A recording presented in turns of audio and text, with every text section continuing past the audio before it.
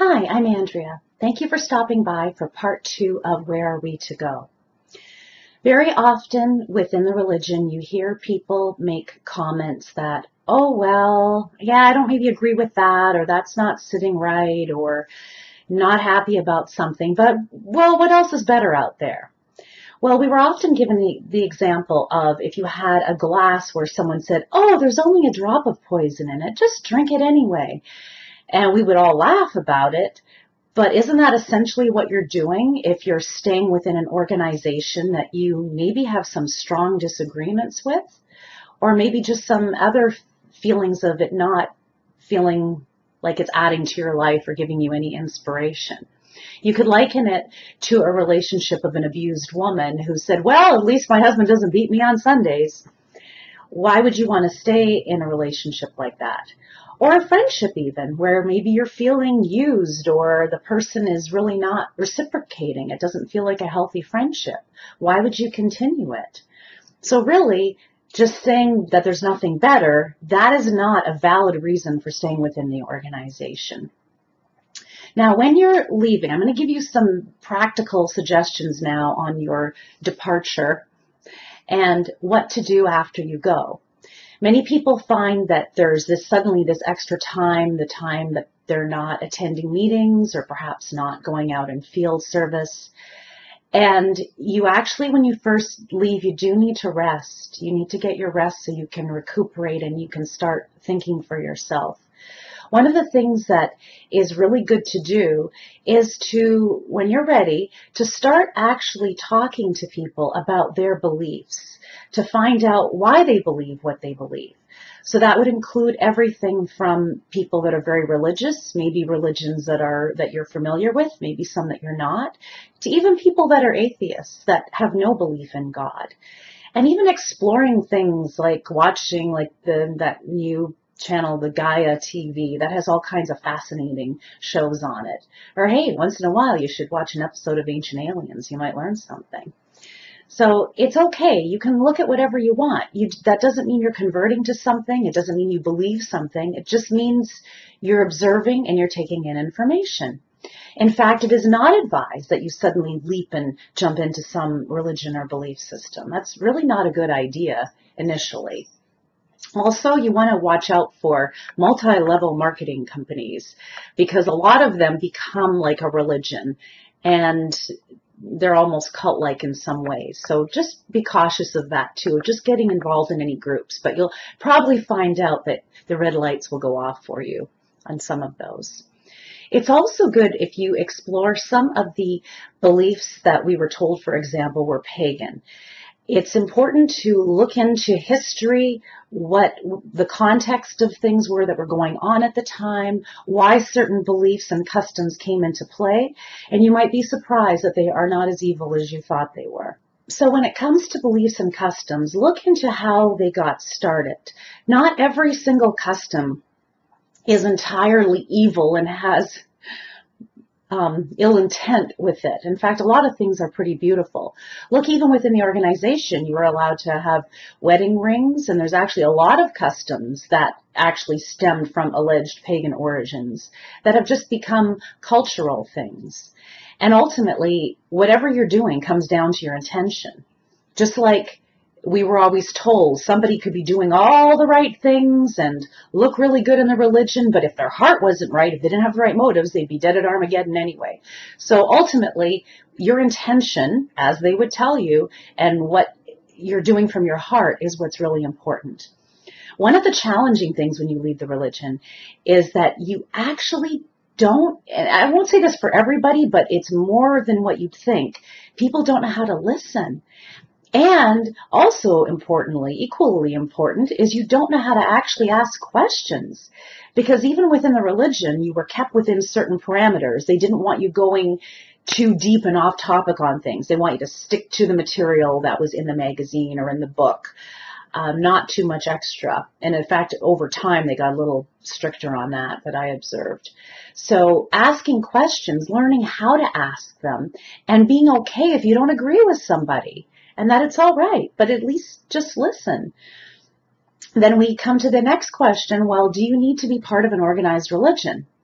Well, I want to share a story with you of one of my teachers and mentors a number of years ago now, shared with me.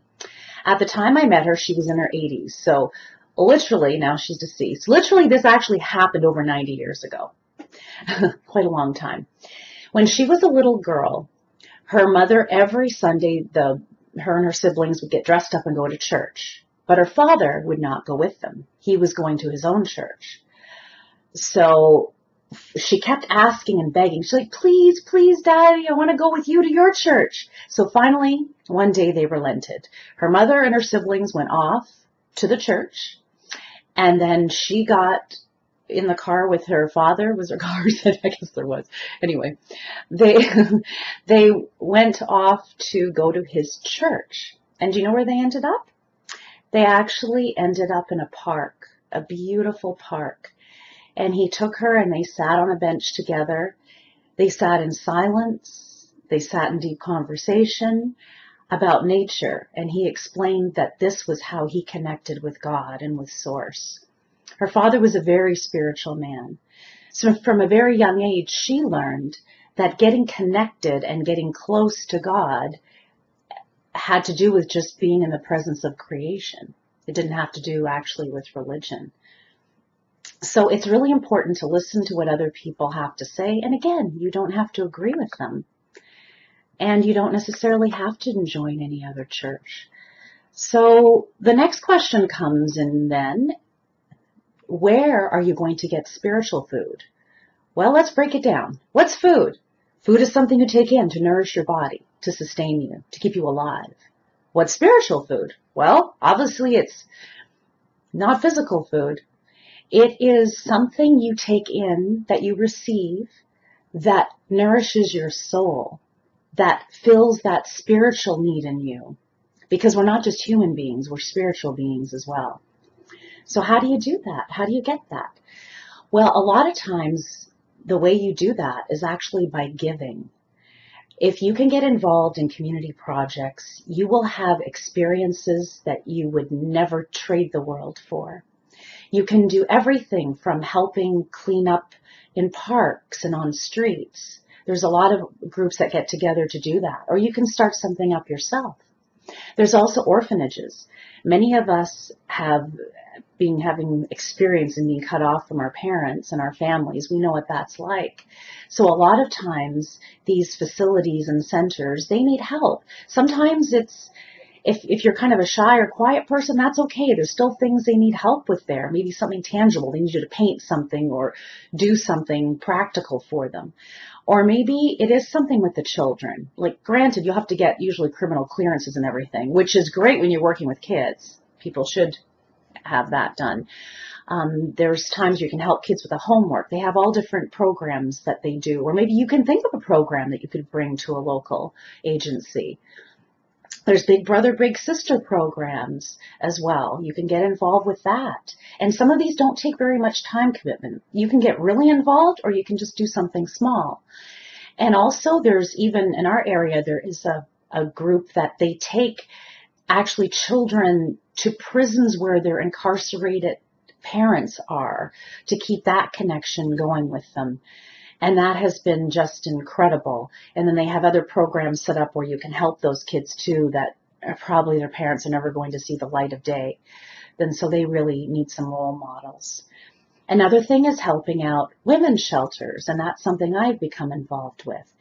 And the rewards that you get from giving and the gratitude you receive, but it's equal going back. I cannot tell you what that does for your soul. You want to talk about spiritual food.